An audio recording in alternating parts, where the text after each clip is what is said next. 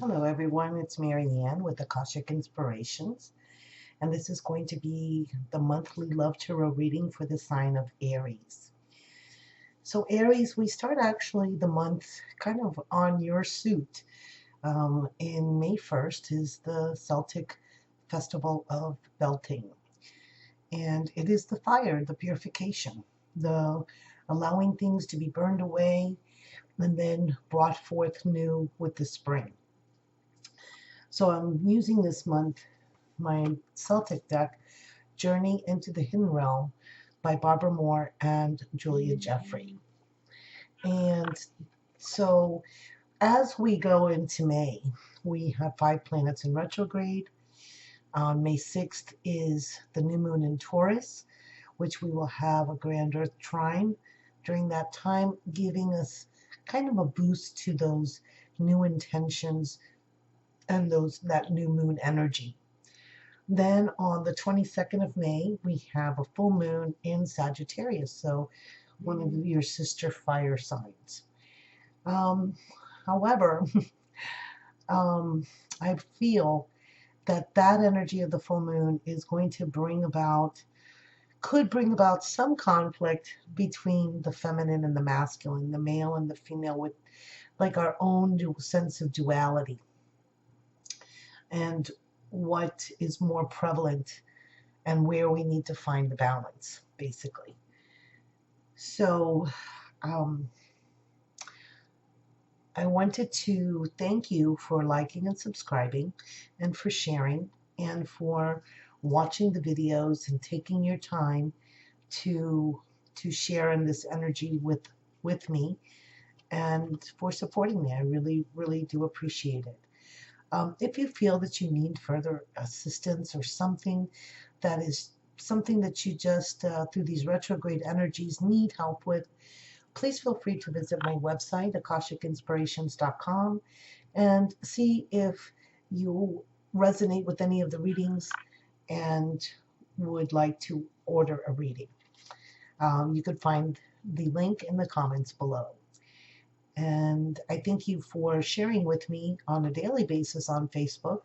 I do daily card readings there for free, as well as weekly live streams on Facebook, which we just finished the one for the full moon ceremony of cutting the cords and bringing in the Quan Yin and Violet Flame energies, which was beautiful. I really, really enjoyed it. So thank you for that. Thank you for sharing that. All right, so let us see what are the messages that our angels and guides who protect and love us want us to know for the sign of Aries for the month of May. Okay, so we start with the Knight of Wands. All right, so there we go. There's our little fiery energies for the 1st of May for Beltane. What else? What other messages want to come through? Oh my goodness, that is way too much. Let's try that again. They all wanted to come out that time. Let's try this. Come on. Oops. I'm going to go ahead and take that one. Oh, okay. So we have the 4 of Swords. Interesting. So we have fire and air there. All right, so let's see. Page of Wands, Emperor, 10 of Cups, reversed, 6 of Swords, 3 of Wands, 2 of Wands. Wow, got the fire going there. And our last card, 4 of Cups. Very interesting. Happened in the same position in another reading. All right, so let's start with the Knight of Wands. All right, so he looks like he's camouflaged, first of all.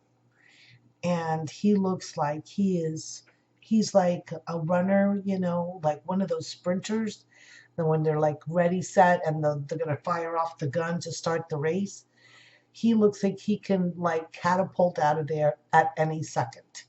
So he's like gearing up his energy and like holding it so that when the moment comes and he decides to act, he's going to go like full throttle, basically. Um, that may very well not work out too well at the beginning of the month, especially when we're in retrograde. Um, we can store energy and move forward. Um, it may be to be able to complete a project that you have started.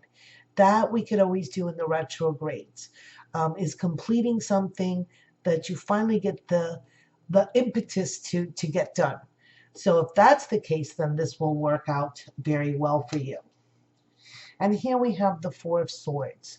This is about you finding a good place in your thoughts, all right? Turning something negative into something that has hope. That maybe there was a situation that you didn't know how to resolve, but all of a sudden you've gotten these blessings from spirit. You see the butterflies that transform the situation into something that you can feel that there is a resolution for, that you feel hopeful that things will work out okay, versus being in a state where you're in fear and having like no clue. So here you're able to find that place of hope within yourself, which is wonderful, because here we have the Page of Wands, which is this child who is so happy, fully illuminated, glowing in this golden Christ-like consciousness, and really emerging. And I love that he's looking at her, you see, and he's looking back at her and saying, okay, by Jove, I think she's got it.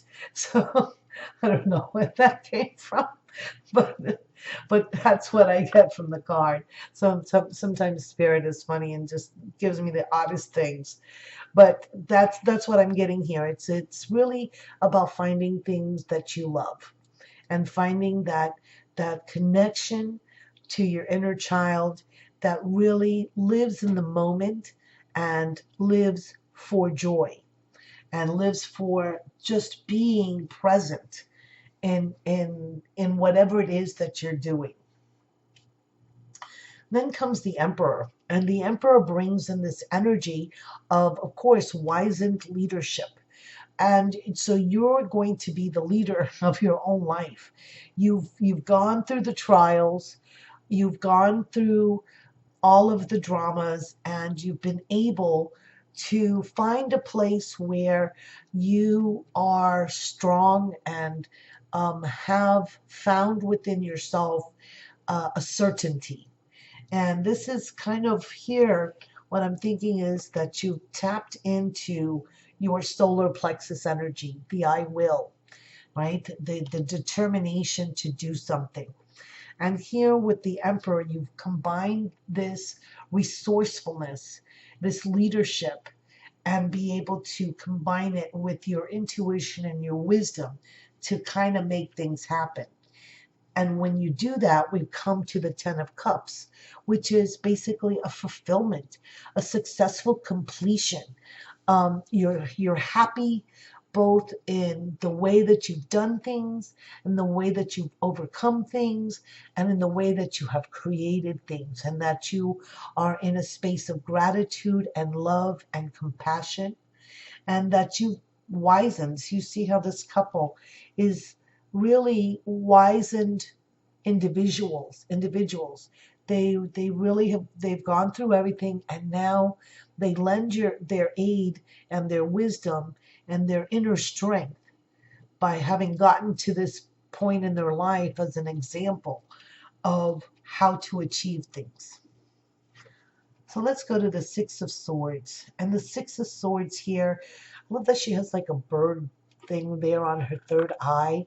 So it's really about seeing things from a higher perspective, and connecting to source, connecting to the higher realms, and allowing that to kind of funnel down into your third and fourth eye, so where you perceive the bigger picture, and you take a moment to kind of rise above and see things from this other dimension.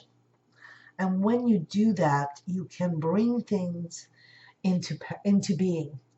And here you are a family. Here is the Three of Wands. It is the creation of a new energy for you, something new coming in that is a combination. It's like a combined effort between you and your partner, or you and your higher self, to create this baby, to create the project, to create the relationship, whatever it may be. And here you have the opportunity again in partnership. Here's the Two of Wands. So we have the Three and the Two of Wands, which is to celebrate the partnership, celebrate in this illumined light, right? This very yellow, fiery, passionate energy here. They have their orange hair, and they just look like they're frolicking and playing and having a wonderful time, a really great time in their creation. So here we go to the Four of Cups. And the Four of Cups, we see this woman, this sea creature that is swimming with the sea lions or the seals. So I thought I'd read a little bit from the book as to what her perspective is on, here we go, missing the page. There we go. So it says here, this so the sea lions are kind of staying away, you see, and this creature they don't recognize. She's not made for movement below the surface, and yet as they spy on her, the two strange appendages merge into one. A tail forms. They begin to recognize her, and she becomes something else. It's kind of like a transformation.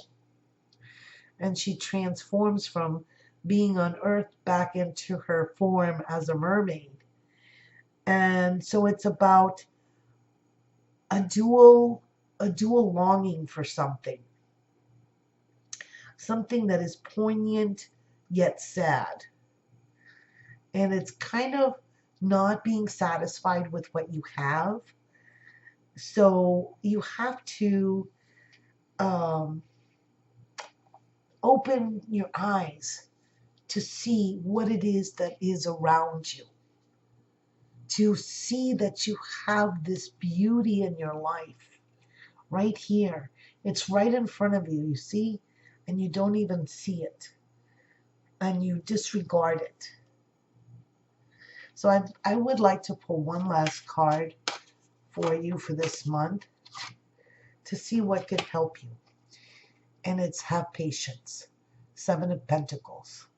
Because things are coming. If it's not exactly how you want it to be yet at this moment, know that things are coming into being, but you can't force it. It's all in divine timing and divine order. So patience, this is a slow month. Things are not going to be speeding up. They're not your fiery energies, okay? It is about kind of doing the step-by-step work, really, and being patient and being nurturing to yourself, and really like ingesting nourishing things, because I'm seeing her stomach, the baby's growing. So you have to feed yourself. So how do you feed your soul? You feed your soul through enjoyment of life, through the simple pleasures, through the relationships that have supported you, that where you have joined with others to create something. That's what gets you through. That's what supports you. All right, so I hope that you have enjoyed the reading for this month and that it makes sense for you and resonates. It is a general reading. And I look forward to sharing with you on Facebook and for our weekly readings and the new moon and full moon readings here on YouTube. I send you many blessings for this month. Namaste.